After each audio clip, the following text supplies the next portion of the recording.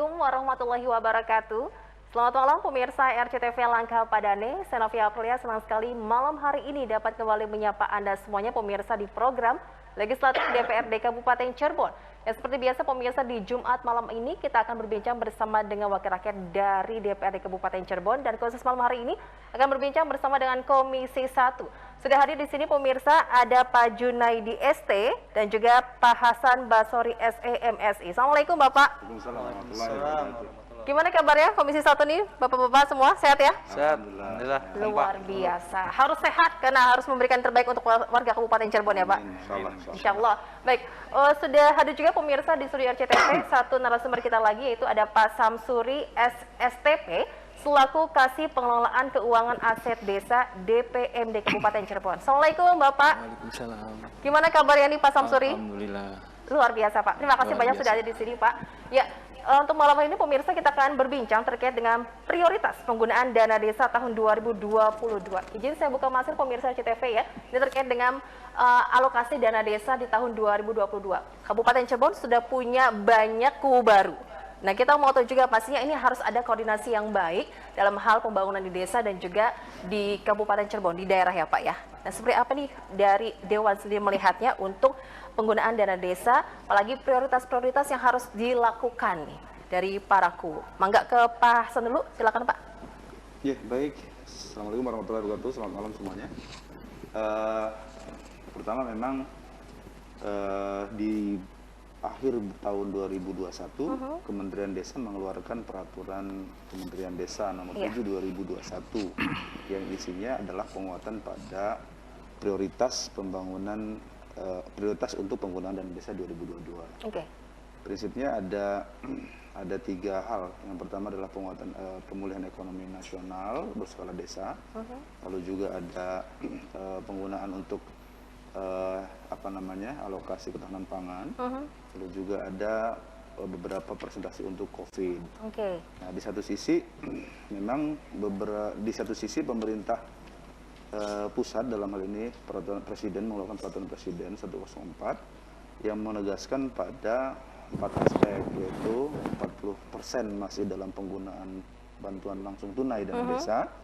Yang kedua 20% untuk pengalokasian ketahanan pangan hewani dan nabati, 8% untuk persediaan COVID dalam konteks misalkan persiapan dan lain-lain. Kalaupun itu tidak terjadi maka itu bisa dialokasikan pada pembangunan prioritas lain. Nah, 32% sisanya lebih kepada segmen prioritas pembangunan yang menjadi konten lokal atau prioritas desa lokal. Jadi ada 3 fokus prioritas Pak. Ya, sejatinya arahnya ke sana. Bagaimana penguatan ekonomi masih pada konteks bantuan langsung tunai dalam COVID dan juga ada pemulihan ekonomi nasional. Dan Kabupaten Cirebon optimis ya Pak bisa membuat desa semakin maju lagi nih Pak. Ya, sejatinya bahwa regulasi ini adalah diatur oleh pusat yang sejatinya mereka pemilik anggaran yang dialokasikan kepada daerah kepada desa. Ya, kita tentu harus mengikuti beberapa hal regulasi penguatan ke sana. Tapi memang dalam konteks tertentu, alokasi-alokasi lain, misalnya 32% itu menjadi prioritas yang sejatinya bisa dilakukan sesuai dengan prioritas keunikan atau apa yang menjadi prioritas pembangunan di desanya. Dari Pak Junaidi melihatnya bagaimana Pak untuk prioritas penggunaan dana desa tahun 2022 ini Pak? Ya, baik, terima kasih. Jadi apa yang tadi disampaikan oleh Pak Hasan, itulah regulasi yang sudah dikeluarkan oleh pemerintah pusat ya. Namun demikian kita juga memang melihat bahwa di dalam Undang-Undang 6 tahun 2014 itu desa punya kewenangan, ya, punya kekhasan, sehingga kemudian desa ini perlu diatur dalam sebuah undang-undang tersendiri. Bersamaan pada saat itu ada undang-undang juga yang penting ya di tahun 2014 selain Undang-Undang nomor 6 tahun 2014 itu. Undang-Undang 23 tahun 2014 itu tentang pemerintahan daerah yang mengatur tentang kita DPRD dan pemerintah kabupaten, kota, provinsi juga. Kemudian ada Undang-Undang 5 2015 tentang ASN. Jadi betapa penting kedudukan desa dan itu diakui oleh kita bangsa Indonesia. Sehingga kemudian harapannya memang desa itu dia punya kewenangan dalam rangka mengelola keuangan desanya. Nah, ini yang kemudian menjadi agak seolah-olah dibenturkan lah begitu ya. Manakala kemudian pemerintah pusat itu mengatur terlalu rinci alokasi penggunaan dana desa khususnya tahun 2022 ini. Ya. Nah, oleh karena itu memang ini harus ada kebijakan, keluasan dari kita sekalian untuk bisa memahami konteks ini seolah-olah berbeda, tapi sesungguhnya kalau kita lihat memang kita juga menganggap ini sesuatu yang sah-sah saja ya, pemerintah pusat mengatur karena memang sumber dana desa itu dari APBN. Ya. Sebagaimana di daerah itu juga dapat dana transfer. DAU, DAK, ya, DAK fisik, DAK non fisik, itu semua juga alokasi penggunaannya diatur juga oleh pusat. Nah, di desa itu ada juga dana transfer, artinya dana yang berasal dari pemerintah yang lebih atas. Selama ini ada pemerintah pusat mengeluarkan dana transfer dana desa, dan di kabupaten ada ADD. Nah, oleh karena itu, ketika kemudian pusat memberikan rincian penggunaan dana desa tahun 2022, saya yakin mereka sudah berdasarkan kajian skala prioritas, terutama dikaitkan dengan situasi dan kondisi dampak dari COVID-19 ini. Ya. Sudah jelas ya Pak ya, untuk rincian-rinciannya. Oke, baiklah. Nah, dari DPMD selaku Kasih Pengelolaan Keuangan Aset Desa nih, Pak Samsuri melihatnya bagaimana Pak untuk prioritas penggunaan dana desa khusus tahun 2022 ini, Pak? Iya, memang untuk penggunaan dana desa di tahun 2002 ini sangat sangat sedikit berbeda dibandingkan tahun 2021. Yang mana perbedaan yang sangat jelas yaitu desa sudah ditentukan untuk BLT-nya yaitu 40% dari anggaran dana desanya. Itu yang sehingga membuat para kuwu ini sedikit kebingungan untuk pembangunannya karena sangat-sangat berkurang. Ditambah lagi di tahun 2020 sama 2021 juga banyak pembangunan yang tertunda gitu, Mbak. Ya, jadi dengan alokasi 40 ini sangat beban juga buat para kuwu khususnya. Kebingungan, merasa terbebani gitu Pak? Ya, ada aturan sudah jelas, ini dari pusat ya Bapak-Bapak ya?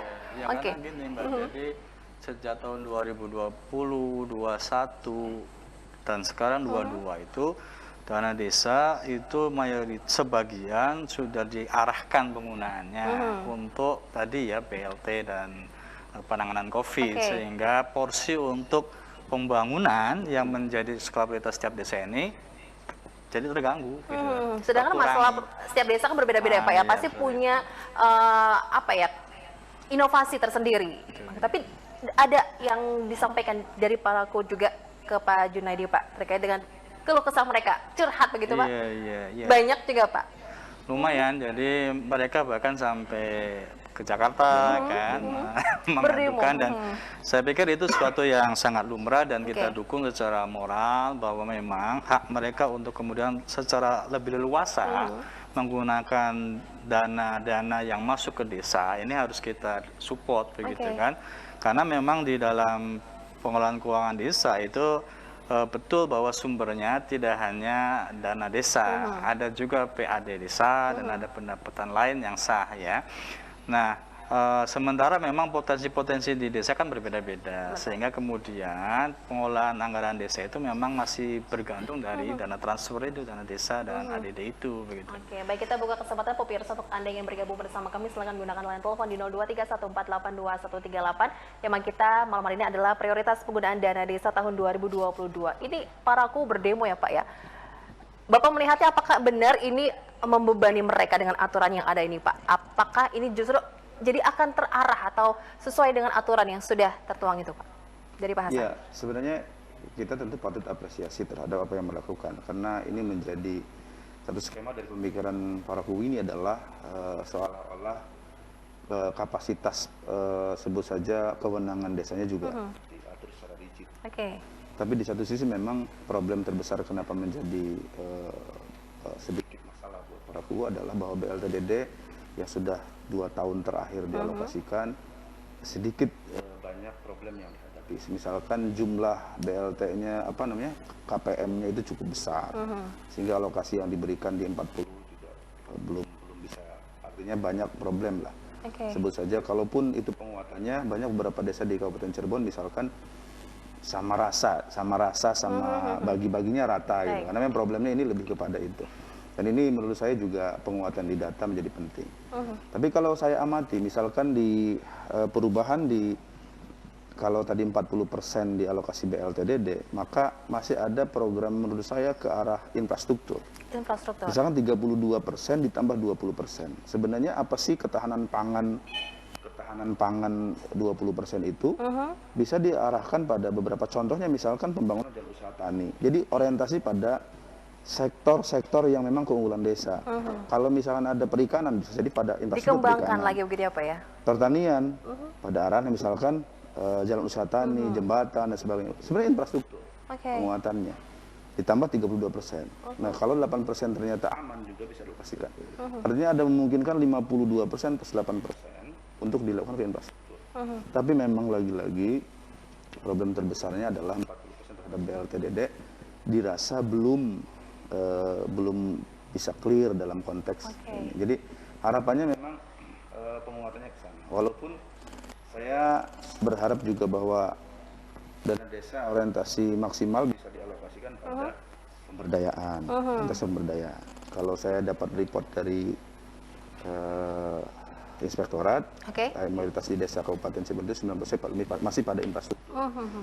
Sementara pemberdayaan di angka 10%. Dari DPMD ini bagaimana menjelaskan terkait dengan aturan yang sudah ada? Apa pasti Paraku juga langsung datang ke kantor dinas Pak? Ya, sebagian besar banyak yang curhat gitu. Terus bagaimana Bapak? Ya, itu kan kebijakan dari pusat. Paling kita menyikapinya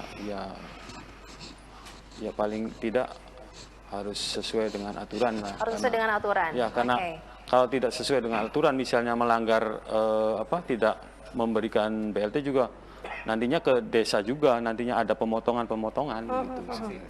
Sanksi gitu ya. Baik, kita akan lanjutin lagi pemirsa RCTV berbicara terkait dengan prioritas penggunaan dana desa tahun 2022 bersama dengan Komisi 1 dan juga dari DPMD Kabupaten Cirebon. Tapi kita harus jeda sebentar, tetaplah bersama kami.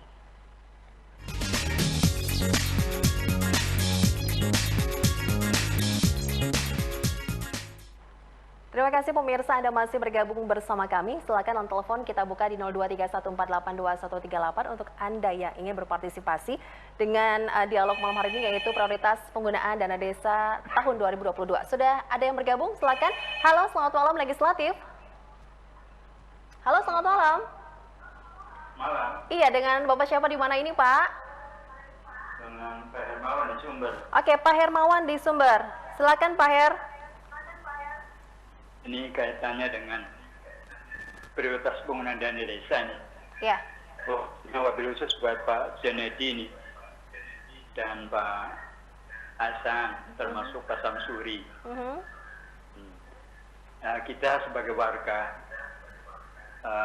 Kabupaten Cirebon, kita lihatnya ke depan, artinya kita terima kasih ke pemerintah pusat. Kalau kita mengandalkan APBD 2, kan judulnya tak berdaya. Jadi lihatnya ke sana. Sekarang tinggal bagaimana seorang anggota dewan untuk merange dalam rangka musrenbang supaya dikawinkan melalui dana PIK maupun PIS, termasuk dana pokir dalam rangka untuk mensejahterakan masyarakat. Nah, kaitannya dengan inovasi desa, sekali lagi mohon maaf Pak Junedi, jangan dibesarkan belanja aparatur. Sebagai contoh, pembangunan gedung desa segitu megahnya, padahal bukan pelayan masyarakat, lebih bagus ke infrastruktur, baik irigasi, jalan maupun dana lingkungan, daripada membangun gedung kantor desa yang begitu mewah. Saya kira asas manfaatnya kurang. Jadi saya kira untuk ini hanya sekedar masukan, karena aturan sudah jelas di dana transfer. Jadi desa memang sudah tak berdaya. Memang pemerintah pusat memang sudah jagonya untuk mengatur itu supaya kabupaten tidak bisa merubah alokasi segala macam. Tinggal kita mensikapi aja. Khususnya sharing pemerintah pusat dari turun yang tadi 40% untuk BLT, kita dengan infrastruktur suntik melalui perkawinan program, baik melalui PIK maupun PIS termasuk dana aspirasi. Baik. Saya kira itu dulu Pak Junedi maupun Pak Hasan termasuk Pak Samsuri. Assalamualaikum warahmatullahi wabarakatuh. Waalaikumsalam warahmatullahi wabarakatuh. Terima kasih Pak Hermawan di Sumber. Oke, kita coba mau tahu dulu nih komentar dari Pak Samsuri terkait dengan apa yang disampaikan warga juga nih Pak ya. Ini katanya desa sudah tidak berdaya. Ini karena aturan yang dari pusat itu Pak. Bagaimana Bapak menanggapinya nih? Ya, memang untuk dana transfer salah satunya dana desa ini memang sudah ditentukan oleh pemerintah pusat. Di Kabupaten Cirebon sendiri memang untuk dana transfer ini masih sebagai idola. Berbeda manakala desa itu sudah mempunyai PAD yang sangat tinggi gitu. Jadi tidak mengandalkan dana transfer. Dimana kalau sudah PAD-nya tinggi, desa bisa mengelola secara leluasa sesuai dengan aspirasi masyarakatnya. Berbeda dengan dana transfer yang sudah ditentukan peruntukan dan penggunaannya begitu. Jadi ini hanya mengandalkan itu saja Pak? Ya, sementara untuk di Kabupaten Cirebon itu sementara itu sebagian besar desanya masih mengandalkan dana transfer sebagai tumpuannya untuk pembangunan dan pemberdayaan di desa gitu. Oke, padahal kan banyak juga sumber pendapatan desa lainnya Pak ya? Ya, tergantung ke sumber daya dari desa tersebut. Dari desa tersebut. Gitu. Oke, ke Pak Junedi bagaimana Pak menanggapi apa yang tadi disampaikan Pak Hermawan? Ya, baik, terima kasih Pak Haji Hermawan. Mudah-mudahan sehat. Amin. Pak Kadis nih, Pak Kadis. Oh, Pak Hermawan. Oh iya. Kalau ya, Pak Kadis. kalau sekilas Pak Kadis kayaknya Oh ya. iya. Ya, mitra kita dulu, beliau mudah-mudahan dalam kondisi sehat. Betul dari apa yang disampaikan oleh Pak Kadis, tadi juga diperkuat oleh Pak Samsuri bahwa memang penggunaan dana transfer ini kan diarahkan oleh pusat. Nah, oleh karena itu ada PR yang sebenarnya lebih besar, bagaimana kemudian mensinkronkan perencanaan pembangunan di desa dengan perencanaan pembangunan di daerah kabupaten, gitu kan? Karena toh muaranya sama, objek yang akan harus dibenahinya sama, yaitu di desa-desa. Di desa ada 470-an miliar lebih dari dana desa. Di kabupaten juga ada sekian dana yang juga harus dimanfaatkan untuk kesejahteraan masyarakat di desa. Nah, oleh karena itu soyanya kemudian perencanaan pembangunan itu harus diarahkan pada satu fokus yang sama antara di desa dengan kabupaten begitu. Nah, sementara ini memang kita lihat masih belum kelihatan secara bagus begitu ya. Betul bahwa RPJM Des itu mengacu pada RPJMD ya. Atau RKPDes mengacu pada RKPD. Tetapi prakteknya seringkali ini tidak sinkron. Ya. Jadi daerahnya mau kemana, desanya mau kemana, padahal sumber anggarannya kan terbatas. Tapi kalau digabung, ini kan jadi suatu yang sangat bagus. Ini kan penting ya Pak ya, pembangunan di desa itu berpengaruh juga untuk pembangunan di daerah Pak. Iya. Kita juga beberapa kali ya diskusi dengan teman-teman SKPD untuk bisa menguatkan aspek ini, begitu bahwa pentingnya sinergitas, koordinasi antara perencanaan di desa dengan perencanaan pembangunan di daerah. Pak Hasan bagaimana menanggapinya Pak? Iya, ini satu masukan yang menarik dari diskusi kami di Komisi 1 biasanya dengan beberapa perencanaan seperti Balitbangda. Ini yang disampaikan oleh Pak Hermawan adalah sinergitas berbagai macam sumber dana. Karena objeknya sama, membangun Cirebon juga membangun desa. Ada satu menarik menurut saya, pemerintah daerah kabupaten juga sejatinya membangun rencana kawasan ya, rencana pembangunan kawasan perdesaan. Jadi kawasan integrated gitu. Sehingga kita ingin membantu mendrive beberapa prioritas desa-desa yang menjadi khusus. Bahkan setahu saya ada kajian khusus, hari ini juga ada bantuan tunai ke desa. yang alokasi desa-desa yang memiliki keunikan, the unique desa misalkan. Saya ambil contoh, kabupaten sudah mendesain RPKP kawasan Sedong. Misalnya contoh, ada 5 desa yang didrive oleh pemerintah kabupaten menjadi kawasan agrowisata.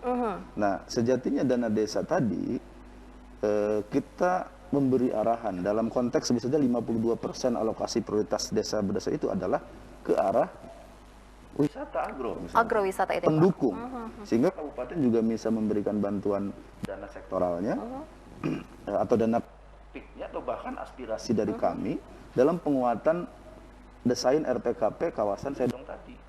Jadi integrated gitu. Belum lagi misalkan ada dana-dana sektoral dari kementerian yang masuk, Banprop yang tambah masuk, lagi gitu ya Pak ya. Sebenarnya yang dimaksud Pak Hermawan atau yang ditegaskan Pak Junaidi adalah sinergitas dari sumber pendanaan dana desa yang ada, kabupaten maupun APBD provinsi dan pusat. Nah, lagi-lagi penguatannya adalah di konsep yang sebut saja kepala desa berdesa sudah memahami pembangunan kewilayahan tadi. Misalkan kalau Sedong data ruangnya warna ungu, berarti orientasinya pariwisata. Kita ke sana gitu. Makanya berbeda-beda ya Pak ya dari masing-masing desa dari Kabupaten Cirebon ini ya. Pak, tadi apa disampaikan Pak Junaidi, tidak ada sinkronisasi nih Pak. Seperti apa nih Pak Samsuri melihatnya nih Pak? Ya. Kurang sinergitas ya Pak ya? Ya mungkin karena apa ya, kalau di desa itu kan satu anggarannya terbatas, sedangkan keinginan dari kubu atau ininya belum terarah gitu. Itu. Saat sudah terima ini nih, setelah terima jabatan itu ya, sudah dilantik, pasti punya inovasi yang ini ya, beragam ini apa ya. Beragam. Tapi ternyata terbentur dengan aturan. Kalau secara dari dana desa memang terbentur dengan aturan karena pengaturan penggunaannya.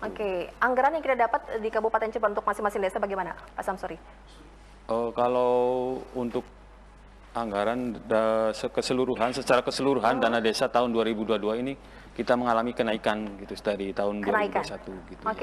Boleh tahu Pak berapa Pak?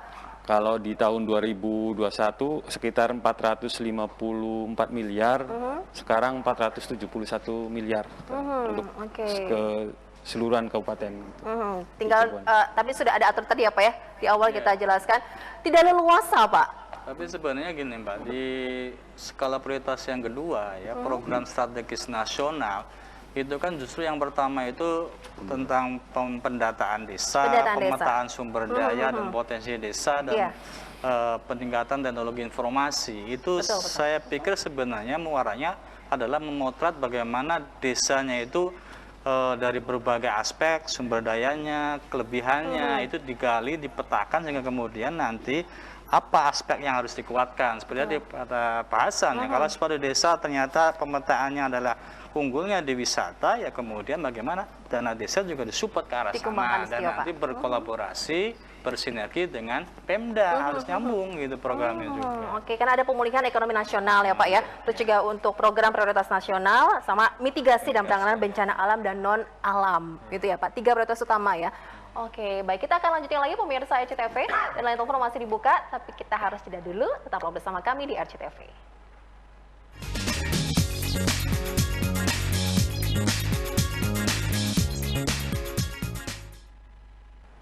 Kami kembali untuk Anda pemirsa di Legislatif DPRD Kabupaten Cirebon. Line telepon masih dibuka di 0231482138. Prioritas penggunaan dana desa tahun 2022.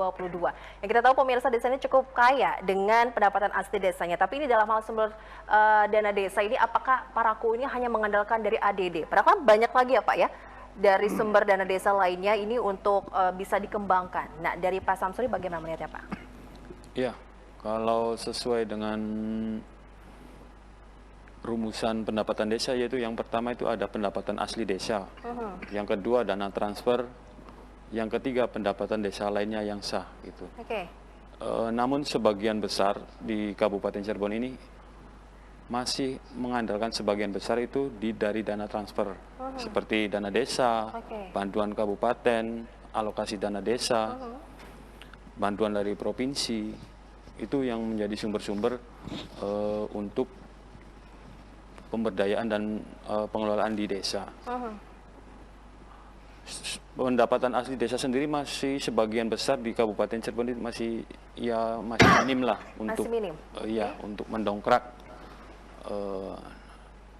Namun sebenarnya dari dana desa itu dimungkinkan untuk pengembangan BUMDes. Itu sangat dimungkinkan untuk menggali potensi sumber-sumber desa sebagai untuk dijadikan sumber pendapatan asli desa. Oke, BUMDes ini nih yang dari pantauan kita juga belum terkelola dengan maksimal ya Pak ya, untuk yang ada di Kabupaten Cirebon, padahal bisa dimanfaatkan untuk bisa mendapatkan pendapatan tambahan ya Pak. Nah, Pak tadi disampaikan, ini dari pemerintah desa sendiri terlalu terlena Pak dengan dana transfer itu. Pak Junaidi bagaimana? Kalau boleh jujur sebenarnya desa dengan kabupaten sama aja. Sama saja. Sama-sama oke. bergantung dari dana pusat. Kabupaten sangat bergantung dari DAU dan Oke. DAK, ya dana transfer pusat ataupun bagi hasil lainnya. Desa juga sama, bergantung dari dana desa dan ADD atau bantuan keuangan lain. Nah, kita kan misalnya Kabupaten Cirebon PAD-nya itu kan kisaran baru 10-12% saja. Di desa memang beragam. Ada beberapa desa yang PAD desanya signifikan, terutama di desa-desa daerah wilayah barat tuh, ke Gesik itu ya. Aset berbentuk tanahnya lumayan besar Ya, banyak. itu. Tapi banyak juga desa yang sama sekali nggak punya aset tanah begitu, sehingga dia bisa dibilang 100% pembangunan di desanya mengandalkan dana transfer. Nah, oleh karena itu titik tekan kita betul bahwa harus ada inovasi yang digencarkan, diintensifkan kepada para desa agar dia mendali potensi desa kalau memang aset tanahnya nggak punya. Kan sebenarnya aset desa itu tidak hanya berbentuk tanah, ya bisa dari pengembangan ekonomi kreatif atau pengembangan ekonomi oleh BUMDes begitu ya. Beberapa back practice yang sudah sukses di beberapa desa itu rata-rata desa itu akan maju mandiri manakala memang potensi keuangan dari PAD desanya itu signifikan besarnya. Oke, menjadi Kenapa? parameter itu Pak. Karena alokasi penggunaan dari PAD desa itu terserah bebas. Oh, betul. Kalau dana desa ADD harus diarahkan oleh pemerintah pusat, kabupaten. Tapi kalau dia dapat uang dari sendiri ya terserah desanya seperti apa kan gitu.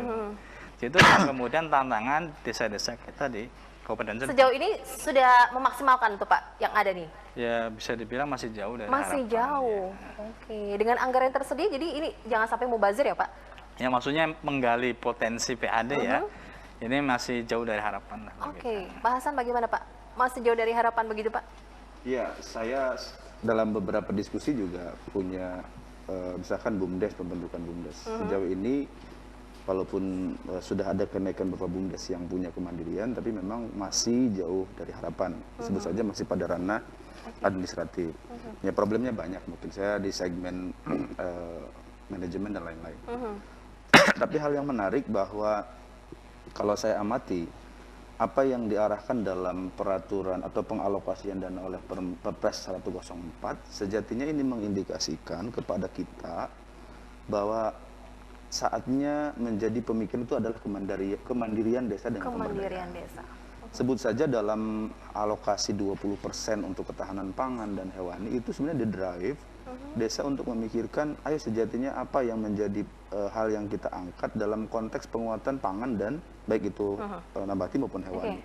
Jadi penguatannya pada ranah kemandirian sebenarnya. Saya menangkapnya di segmen lain bahwa apakah 2024 pasti ada dana desa juga yang sama? Gitu. Makanya ini yang jadi starting point hari ini. Dengan alokasi sebut saya 20%, 32% itu untuk dikuatkan kemandirian itu. Kami melihatnya di arah sana. Nah, walaupun dalam alokasi dana desa juga ada formulasi. Karena dana desa itu sebenarnya ada pertimbangan, misalkan alokasi dasar, melihatkan jumlah penduduk. Lalu alokasi formulasi, melihat jumlah kemiskinan, luas area, kesusahan geografis. Ada alokasi afirmasi, itu lebih kecil, misalkan desa yang miskin dan sebagainya. Nah, yang menarik adalah alokasi kinerja. Kalau ada desa yang bisa memanfaatkan dana desa dan produktivitas kemandiriannya naik, maka ada kemungkinan alokasi kinerja diberikan kembali dalam penilaiannya. Gitu. Jadi bisa katakan satu, Kalau kemandirian sebuah desa tadi dikatakan dia sudah bisa mengarahkan drive ke mandiri, di satu sisi ada alokasi kinerja yang bisa ditambahkan. Tapi secara umum, kalau saya lihat data, ada 471 miliar yang dialokasikan. Memang ada desa tertinggi itu desa Satu Patok. Satu Patok. Di Mundu, sampai 2 miliaran. Yang terendah di Wilulang, sekitar 724 juta. Ya, 700. Artinya ada perbedaan, walaupun lebih pada jumlah 3-4 kriteria tadi. Maka ada potensi satu, alokasi kinerja. Alokasi kinerja. Yang menjadi penting. Yang kedua, untuk kemandirian. Kemandirian desa. Kita prepare nih. Apakah 2024 mengganti nanti sebut saja Pak Jokowi udah nggak ada, alokasinya akan sama? Belum tentu. Beda pemimpin, beda kebijakan gitu ya Pak? Walaupun pasti, karena desa sudah recognize, sudah diakui sebagai satu kewilayahan atau yang lain khusus, maka tetap aja ada. Cuman bentuknya apa? Ini jadi tanggung jawab dari DPMD juga nih di daerah ya. Bagaimana Bapak, Pak Samsuri? Memang benar apa yang disampaikan Pak Hasan ke kita, pengelolaan dana desa ini maksudnya masih sangat harus dikembangkan lagi, terutama di 3 tahun terakhir ini. Memang dana desa ini sangat diberi ruang untuk pengembangan BUMDes, itu salah satunya, di mana BUMDes ini diharapkan bisa lebih optimal dan bisa meningkatkan pendapatan asli desa. Dengan kerjasama, maksudnya itu juga kan bisa berpengaruh juga ya Pak? Betul. Ya. Tapi pengelolaan BUMDes sendiri ini belum dimaksimalkan. Iya, mungkin ada beberapa desa yang mungkin baru dirintis, dibentuk atau sebagainya, dan juga mungkin perlu pengarahan lagi gitu dari, mungkin disupport juga dari kabupaten untuk pengembangannya gitu.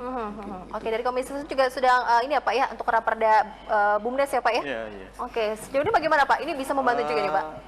Ya betul, jadi memang problem kita juga masih banyak BUMDes kita yang masih formalitas administrasi ya. Dibentuk, kemudian ya mandek Pak, tidak jalan, kurang maksimal gitu. Tapi yang menarik begini Mbak, Kementerian Desa itu membuat salah satu indikator kinerja dari penggunaan dana desa itu dalam bentuk IDM, Indeks Desa Mandiri. Jadi ketika sebuah desa itu diberikan dana desa, harapannya desa itu menjadi mandiri. Nah, ini bisa diukur dari indeks desa mandirinya. Nah, sayangnya dari 412 desa yang statusnya sudah mandiri itu baru 42 desa kalau ya. Setahu saya kemarin kita rapat ya, 42 desa. Walaupun ini sudah ada kenaikan yang signifikan dibandingkan beberapa tahun ke belakang, hanya 3 desa mandiri. Jadi naik yang lumayan. Tapi kalau dibandingkan akumulasi 412 desa, ini kan masih angka yang kecil. Nah, ini tantangan bagi kita di Kabupaten Cirebon, bagaimana kemudian intervensi dana desa di pusat itu ya kemudian memandirikan desa, begitu loh. Karena itu yang diharapkan oleh pusat. Tapi dengan aturan yang ini salah membatasi dengan dia Pak? pengembangan BUMDes itu. Tadi sampai para kupu berdemo ya Pak, yang tidak leluasa. Apakah Bapak perlu adanya revisi juga ini Pak? Ya, kalau saya pribadi gini Mbak, ya karena Pelpres itu kan bicaranya dari Sabang sampai Merauke, semua desa se-Indonesia diperlakukan sama begitu. Padahal jangankan desa-desa di Jawa, luar Jawa gitu, di Jawa juga tiap desa berbeda, di Cirebon juga tiap desa berbeda. Nah, kalau saya sih ya kalau boleh usul gitu, regulasi yang sifatnya menyeluruh itu ya diubah. Artinya untuk desa-desa dengan klasifikasi tertentu, terutama desa-desa di Jawa mungkin, itu lebih diberikan keleluasaan kepada desa untuk bisa mengalokasikan dana desanya sesuai dengan kebutuhan prioritasnya, begitu loh. Sehingga kemudian nanti problem-problem mendasar di desanya pelan-pelan bisa tertangani. Pak Hasan juga sependapat Pak, harus diubah itu Pak? Ya, sejatinya tadi bahwa perlakuan terhadap desa itu dibagi klaster. Ada desa yang secara penguatan konten lokal ekonominya misalkan ke arah tertentu. Dan bisa kita katakan kalau desa yang punya sebut saja kemandirian, punya konten lokal yang mau diangkat dengan dana desa, secara tidak langsung mereka punya PAD. PAD itu nanti juga bisa bermanfaat buat BLT misalkan. Ada konsep lain. Jadi apa yang dikatakan Pak Juni lebih kepada bagaimana regulasi ini tidak disamaratakan, tapi juga dibikin klaster desa-desa yang secara kategori memiliki unik-unik tersendiri. Oh, betul. Sebenarnya. Iya, apalagi di Kabupaten Cirebon banyak ya Pak, tadi Berbeda. 412 desa ya, dengan berbagai ciri khasnya pemirsa. Baik, kita akan kembali pemirsa di Legislatif DPRD Kabupaten Cirebon, tapi kita harus jeda, tetaplah bersama kami.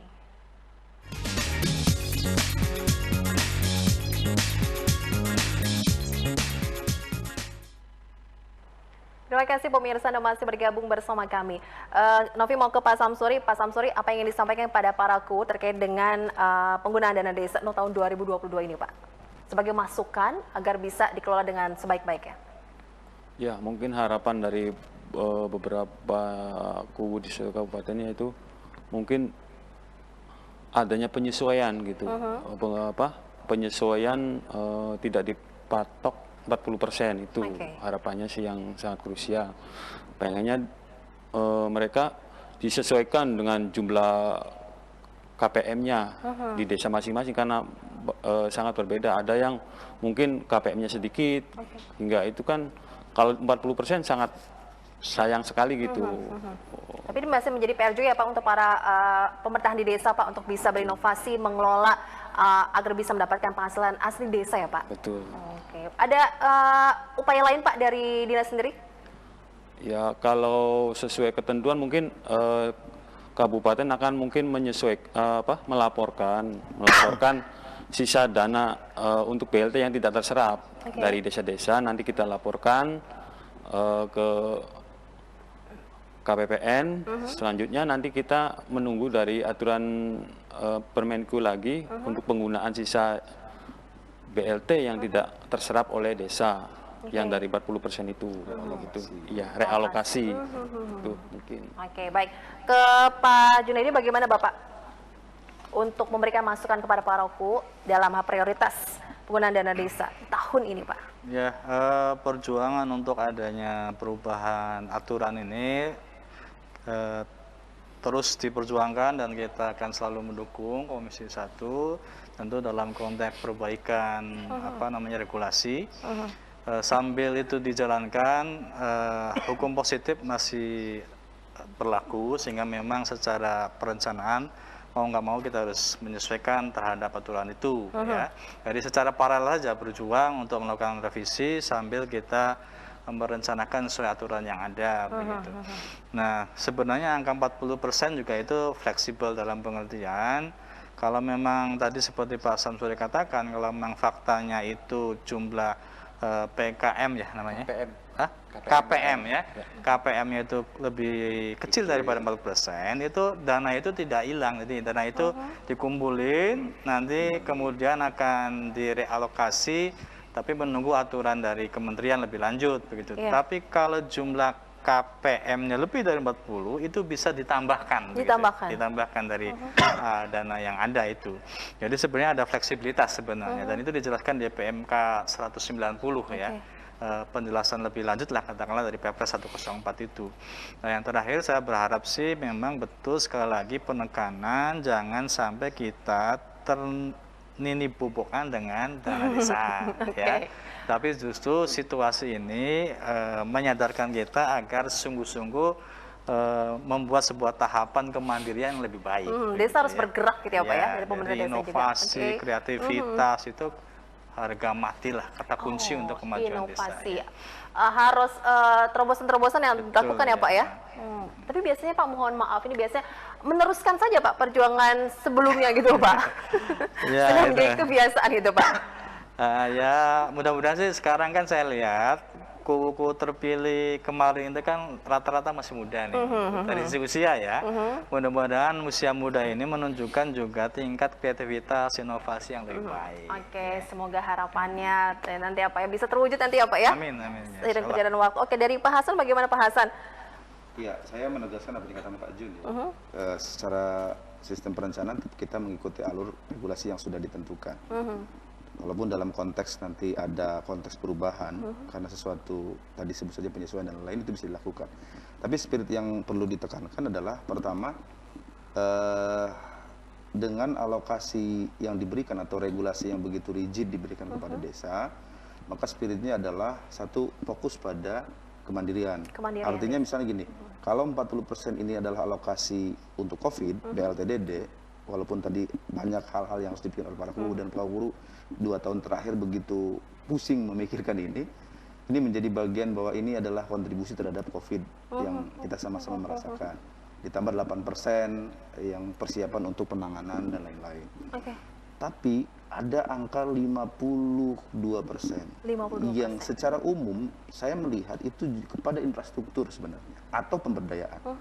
20% penguatan ketahanan pangan nabati dan hewani itu sebenarnya bentuk kegiatannya adalah misalkan interaksi fisik, jalan usaha tani, irigasi tersier, yang menguatkan pada sebut ada tanaman pangan yang ada di sana atau misalnya bikin kandang untuk ekonomi desa. Tapi lagi-lagi peruntukan yang dikelola oleh desa. Tapi ada juga bantuan ikan misalkan, tapi bentuk bisa beberapa komunitas misalkan. Nah, ini harus jeli. 20% ini harus jeli konteks keunggulan lokalnya. Artinya 52%, kalaupun nanti 8% tidak dipakai, maka 60% sebenarnya. Maka konteksnya adalah untuk kemandirian. Mengingat preparing 2024 barangkali ada nomenklatur yang berbeda. Baik. Ini tapi semangatnya. dengan anggaran yang ada, bisa kan ya Pak ya? Bisa. Bisa. Sebut saja kalau 1,2 atau 1 miliar maka ada alokasi 600. Bukannya ada tambahan lagi Pak dari APBD Pak? Pemerintah kota dan kabupaten punya kewajiban untuk paling kecilnya itu Pak? Kepada alokasi-alokasi siap. Bagaimana itu Pak Samsuri? Ya, mungkin untuk bantuan dari kabupaten salah satunya alokasi dana desa. Itu sebagian besar kita pergunakan untuk siltap. Iya, penghasilan tetap KUU dan perangkat. Itu sama tunjangan BPD kalau dimungkinkan. Serta operasional desa itu. Pak, dari permasalahan yang ada di desa ini kan berbeda-beda ya. Mohon maaf, ini katanya kita juga kan masih membicarakan tentang permasalahan pengelolaan desa. Pengelolaan sampah di desa itu juga kan menjadi prioritas utama juga Pak.